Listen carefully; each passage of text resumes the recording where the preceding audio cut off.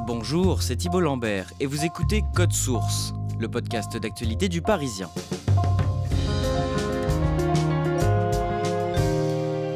Il faut ramener Albert, c'est le titre d'un documentaire intime, drôle et émouvant, diffusé le 21 avril dernier sur la chaîne parlementaire LCP. Son auteur, Michael Zumstein, a eu l'idée, après le premier confinement, de suivre avec sa caméra sa mère, sa tante et son oncle, respectivement 91, 88 et 98 ans.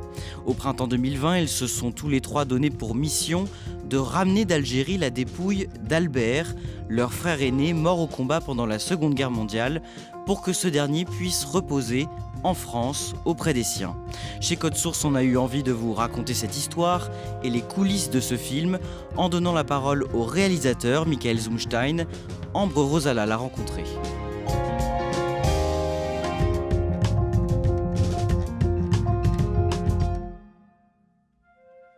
Michael Zumstein habite à Montreuil, en Seine-Saint-Denis, avec sa femme qui a produit son documentaire et leur fille. Ils m'accueillent dans leur maison à l'heure du petit déjeuner et Michael me conduit dans un petit salon au dernier étage de la maison où nous nous installons. Michael Zumstein est né le 16 avril 1970 à Bagneux, dans les Hauts-de-Seine. Comme son père est un artiste peintre suisse, Michael a les deux nationalités suisse et française. Avec ses parents et sa grande sœur, il grandit à Paris. Michael est juif par sa mère, mais il me raconte qu'il n'a pas grandi dans une famille très croyante. Je pense que j'ai appris assez tard que j'étais juif. Je le savais de façon inconsciente, mais j'ai absolument pas grandi dans la tradition juive. Pas de fête de Pâques, pas de bar mitzvah, on mange pas cachère. Je voyais ça chez les autres et je me demandais pourquoi c'était pas comme ça chez nous. La mère de Michael, qu'il appelle par son prénom Colette, est née à Oran, en Algérie. Elle a une petite sœur, Nicole, un frère, Roger, et aussi un autre grand frère, Albert, l'aîné de la fratrie. Michael sait que ce dernier est mort en 1944 sur le champ de bataille en Italie, pendant la Seconde Guerre mondiale, et qu'il a été enterré à Oran. Mais il grandit, sans en savoir vraiment plus sur lui. On savait qu'ils avaient un grand frère, mais on n'a jamais posé trop de questions puisqu'il y avait du chagrin. On sentait du chagrin, on sentait beaucoup de pudeur. Il n'y avait pas de photo d'Albert. On ne fêtait pas sa date de naissance, on ne fêtait pas sa date de mort. Je ne savais rien de lui, je ne savais même pas à quel âge il était décédé à la guerre. Donc on ne savait presque rien. Si ce n'est que les rares fois où ma mère évoquait son frère, elle pleurait immédiatement et évidemment on s'arrêtait de parler. Michael Zumstein fait des études de photographie en Suisse, à Vevey. Puis il devient photojournaliste et au début de sa carrière, il travaille beaucoup en Afrique. Il couvre régulièrement les conflits en République démocratique du Congo, en Côte d'Ivoire ou encore au Nigeria, mais il revient très souvent à Paris pour voir sa famille dont il est très proche. Moi j'ai toujours été, comme tous les gens de notre famille, on a toujours été très proches, très ensemble. C'est pas forcément une famille très étendue, mais on a beaucoup de petits cousins. On a pris l'habitude de se réunir de façon assez informelle. Il n'y avait pas forcément d'obligation d'être à ces réunions familiales, mais Roger étant de plus en plus âgé, c'est vrai qu'il sortait de moins en moins de chez lui, qu'il a eu des petits pépins physiques et que donc les réunions de famille se faisaient chez lui, mais aussi quotidiennement, Colette et Nicole allaient chez lui pour faire des mots croisés, pour lui apporter le canard enchaîné, pour discuter, échanger des infos, pour se disputer même. Donc c'est pas une famille forcément très nombreuse, mais on a toujours pris l'habitude d'avoir des nouvelles des uns et des autres, avec comme point central l'appartement de Roger. En plus de sa carrière de photojournaliste, Michael commence à faire des documentaires. Au début de l'année 2020, il gagne une bourse grâce à un projet de documentaire en Centrafrique. Il est censé partir quelques temps plus tard, mais c'est annulé à cause du Covid et du confinement, et Michael se retrouve sans aucun projet. Et mon épouse, Juliette Guigon, m'a dit « Mais pourquoi tu n'irais pas filmer ta famille ?» Et moi, j'avais absolument aucune envie de filmer ma famille, je ne l'avais jamais même photographiée. Donc j'étais très réticent, mais j'y suis allé d'abord avec mon iPhone. Et ça devait être peut-être, je ne savais pas encore, mais ça devait être peut-être la chronique de 3 personnes âgées, une fratrie, ce qui est assez rare à leur âge, une fratrie pendant le confinement. Et au bout de 2 jours, je filmais avec l'appareil et peut-être parce que, ou à cause de la caméra, Roger, mon oncle, qui est un des personnages du film, a fondu en larmes après 2-3 jours de tournage et il a dit il faut qu'on ramène Albert, notre frère. Je ne peux pas mourir sans ramener le corps de mon frère auprès de nous, à Paris. Il n'avait jamais prononcé le prénom d'Albert pendant 70 ans. Et à ce moment-là, j'ai senti qu'il y avait une autre histoire, une histoire qui en plus me touchait particulièrement et que j'allais la suivre. La mère de Michael, Colette, a 91 ans. Sa tante Nicole en a 88 et son oncle Roger, 98. Colette et Nicole s'emparent de cette mission de ramener Albert. Depuis l'appartement de Roger, elles entament des démarches pour ramener le corps d'Albert en France et Michael vient les voir presque tous les jours pour les filmer. Dans cette mission, ils avancent un petit peu à l'aveugle. On commence par chercher des informations, c'est Nicole qui s'y met, par chercher des informations sur à qui demander. On part de rien du tout. Est-ce qu'il faut demander à l'ambassade de France? Est-ce qu'il faut demander au ministère de la Défense parce qu'Albert était enterré dans un cimetière militaire? Est-ce qu'il faut parler aux autorités algériennes? Et c'est ça la première marche, c'est à qui demander. Donc on a envoyé une série de mails. Nicole a essayé d'envoyer des mails. Les mails lui revenaient parce qu'elle ne marquait pas la bonne adresse. Elle a essayé d'appeler. Et c'est comme ça qu'on commence. Mon adresse mail, c'est quoi? Colette Zumstein. Arrobade, c'est... Voilà. Après, arrobade, c'est ça? Oui. Gmail.com. Gmail. Gmail. Un G et après M-A-I-L. Oui. Oui. .com. Point. .com, ouais. Com. .com, C-O-M. C-O-M. C-O-M. Tom, comme un Tom. Mais moi, il y avait je me rappelle qu'il y avait un arrobade quelque part. Non? Enfin bon. J'assiste à ça de façon attendrie, mais aussi parfois énervée, puisque quand on refait 4 fois le même mail, qu'on retourne à nouveau une autre scène parce que finalement, le coup de téléphone, on a oublié de mettre le code de l'Algérie, j'étais parfois hilar, parfois énervé, et puis parfois aussi, je me disais, mais là, il faut que je les aide, parce qu'autrement, le film, il va durer 4 heures. Parfois, Michael aide sa mère à envoyer des mails ou à passer des coups de téléphone. Son cousin Daniel, le fils de Roger, leur vient aussi en aide parce qu'exhumer le corps d'Albert pour le ramener en France s'annonce plus compliqué que prévu. On devait fournir des papiers qu'on n'avait pas, ou bien aucune des deux administrations, algérienne ou française, ne souhaitait faire le premier pas pour autoriser de peur de froisser l'autre. On marchait sur des œufs, mais on a reçu un soutien assez unanime et qui nous a beaucoup étonnés de la part de l'ambassade de France en Algérie, qui a tout de suite compris ce qu'on voulait faire une fois qu'on a réussi à les joindre. Et ils nous ont toujours dit que c'était possible, que c'était faisable, que ça allait prendre du temps, donc on s'accrochait à ça. En plus de filmer leur quête pour ramener Albert, Michael décide de prendre sa mère, son oncle et sa tante séparément pour leur poser des questions sur leur frère. Et rapidement, la fratrie commence à raconter qui était Albert. Il avait un beau visage rond. Albert, il était grand. Il était souvent torse nu. Hein? Donc je voyais un homme athlétique. Il avait les cheveux assez longs et beaucoup plus blonds que les nôtres. Il rêvait de faire des études de médecine. Il était très soigneux de son apparence. Il portait des pantalons blancs avec le pli bien repassé. Dans les souvenirs que me racontent Nicole, Colette et Roger, il y a un personnage qui apparaît. D'un seul coup, il prend chair, on voit ses sourires, on voit ses cheveux, on voit comment il s'habillait. On comprend quel type d'homme il était, extrêmement courageux, généreux. Je vois un personnage extrêmement patriotique aussi. Je vois beaucoup d'amour entre les frères et sœurs.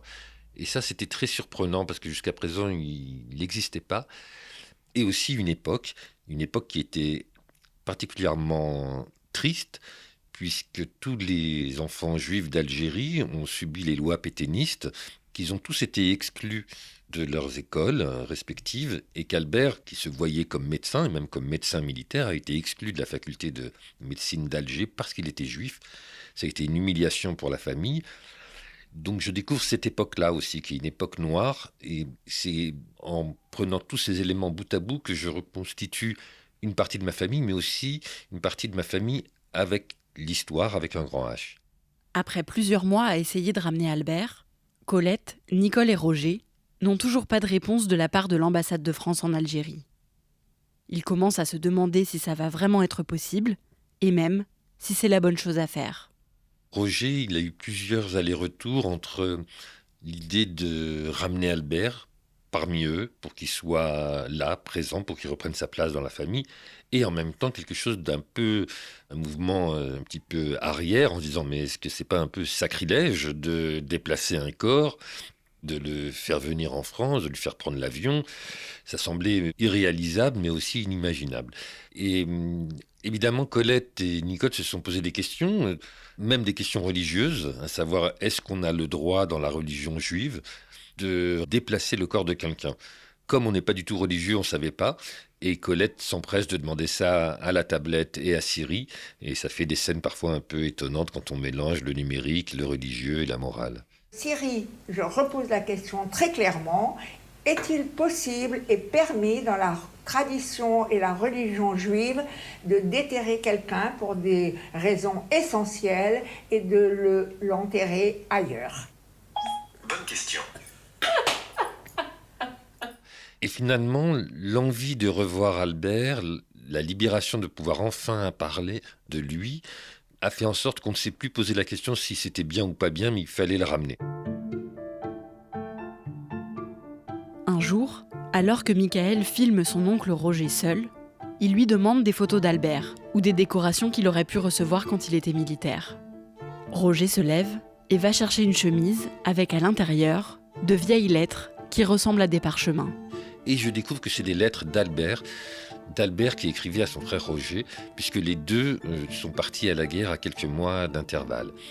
Et donc on a une lecture qui est une lecture d'abord silencieuse des lettres d'Albert par Roger. On voit que Roger lit toutes les lettres avec beaucoup d'émotion. Et puis ensuite, ces lettres que Colette et Nicole n'avaient jamais vues, je leur ai données, je leur ai apportées, je les ai filmées aussi. Le 12 mars 1944, je viens de recevoir ta lettre. Es-tu toujours à Albanova? On campe dans une forêt d'oliviers en pleine nature. Je passe les meilleurs moments depuis que j'ai débarqué en Italie. Ici, c'est au poil, au moral comme au physique. Je fais le point, je me lave, j'arrange mes affaires et surtout, je me laisse aller au charme du printemps. Mais je ne savais pas qu'il avait cette attitude protectrice et maternelle. Si tu as besoin, ou même simplement envie de quoi que ce soit, écris-moi, je te l'enverrai de suite. Car je veux que tu me le promettes. Je n'ai que ça à faire que de m'occuper de ce que tu pourrais me demander. Écris régulièrement à la maison et très souvent, ne serait-ce que bonjour, parce qu'avec nous deux ici, ils doivent être plutôt inquiets. Ah, c'est terrible. Dans le montage du film, on s'aperçoit que les trois frères et sœurs lisent les lettres d'Albert, que Albert leur parle en quelque sorte, et c'est une façon pour moi de montrer que ça y est, ils sont réunis, les quatre ensemble, c'est douloureux, mais Albert leur parle et eux peuvent parler d'Albert. En mai 2021, plus d'un an après le début du tournage du documentaire, Michael reçoit un appel de son cousin Daniel, qui est en contact avec l'ambassade de France en Algérie. Un matin, Daniel m'a appelé en me disant « Je crois que c'est bon, on a reçu une réponse et il nous donne une première date. » Et ça y est, ça devenait concret. À un moment, Colette dit même « Je crois que Albert prendra l'avion le 1er juin. » Et là, ça devient concret, tellement concret qu'elle pense que c'est lui qui va prendre l'avion, qui va monter dans l'avion. Et ensuite, il y a eu des reports parce que le Covid. Et on a reçu un dernier email. Et à ce moment-là, en effet, je filme Daniel qui dit à son père Roger « Voilà, Albert entrera le 28 juillet. » Et là, c'est très très concret. Et Roger se rend compte que ça y est, c'est fait, qu'il va pouvoir revoir son frère. Comment tu te sens avec le retour d'Albert? Rassuré quand même. L'avenir, il est là, avec toute la famille. Autrement, il était isolé, le seul, pauvre. Dans un cimetière militaire, il voulait ça, mais pas la solitude éternelle, non. Tandis que là, c'est l'accompagnement éternel. Le corps d'Albert doit rentrer en France dans quelques semaines. Alors Michael et sa famille s'occupent des derniers préparatifs. Ils organisent une cérémonie au cimetière de Bagneux, dans les Hauts-de-Seine, où Albert sera enterré avec les 2 parents de la fratrie. N'étant pas forcément religieux dans notre famille, on se disait que ce serait assez magique si on pouvait avoir une cérémonie militaire pour accueillir Albert en France. On a à nouveau fait des démarches. Colette et Nicole se sont à nouveau employés à faire ces démarches. Moi aussi, je les ai aidés là-dessus. C'était très compliqué.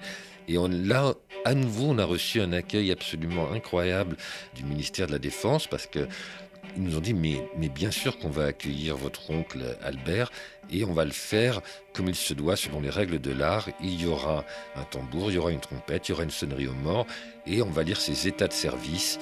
Et c'est là que, en retrouvant justement dans les papiers de Roger certaines lettres, on s'est aperçu que Albert était mort à la guerre, mais il était mort en héros. Il était parti soigner des camarades blessés sous la mitraille en pleine bataille de Monte Cassino. Et c'est ce qui a été lu au moment de la cérémonie militaire. Et on était extrêmement émus, heureux et fiers que la France puisse accueillir un soldat comme Albert. Citation à l'ordre de l'armée du première classe, Albert Lévy. Tirailleur calme et plein d'allant, faisant l'admiration de tous par son mépris du danger et sa bonne humeur. Le 14 mai 1944, à Cadito, s'est placé sous un tir ajusté de mitrailleuses ennemies pour soigner un camarade blessé. Devant Esperia, a été mortellement blessé à sa pièce alors qu'il ouvrait le feu sur une mitrailleuse ennemie.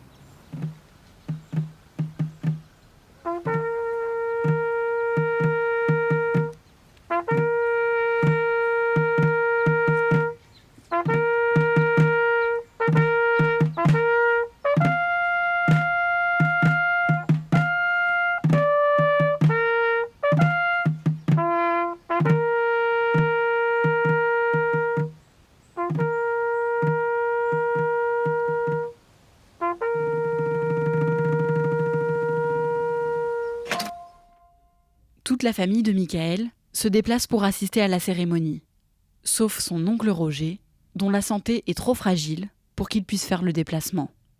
Mais peu de temps après, il m'a demandé à voir les images de la cérémonie pour être bien sûr que son frère était revenu. Donc je lui ai fait un montage pour lui qu'on a regardé ensemble, on a beaucoup pleuré.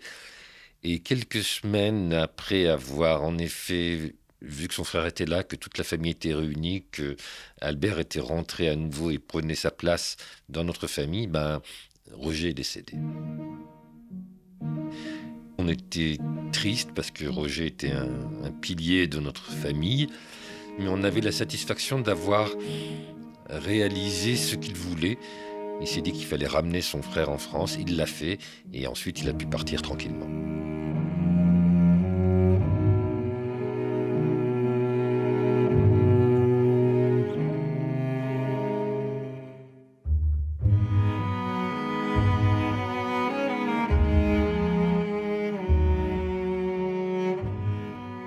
Ambre, où est enterré Roger aujourd'hui ? Il est avec son grand frère ?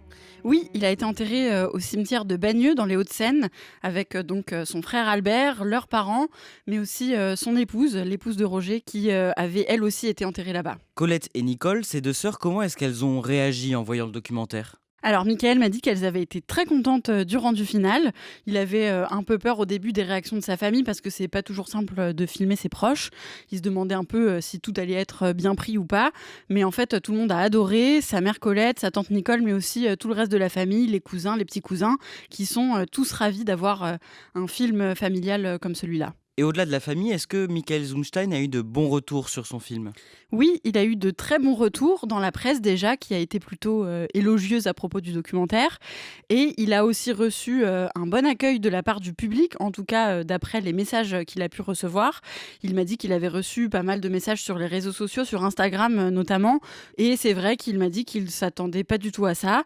Son documentaire a même été sélectionné pour le Festival international du documentaire, FIPADOC. Et il est vraiment vraiment très content que ça plaise autant. Alors ce documentaire a été, on l'a dit, diffusé le 21 avril dernier sur LCP, mais on peut encore le voir en replay. Oui, il est disponible en replay sur le site internet de la chaîne parlementaire jusqu'à la fin de l'été. Et on peut aussi le voir sur la chaîne YouTube et sur la chaîne Dailymotion de LCP. Et vous pouvez retrouver un lien vers le documentaire Il faut ramener Albert dans la fiche de cet épisode. Merci Ambre Rosala et merci à Julien Moncouquiol pour la réalisation. Code Source, c'est le podcast d'actualité du Parisien, disponible chaque soir de la semaine. Si vous aimez Code Source, n'oubliez pas de vous abonner sur votre application audio préférée, de laisser un commentaire et des petites étoiles. Et puis si vous voulez nous écrire, vous pouvez nous envoyer un mail codesource@leparisien.fr.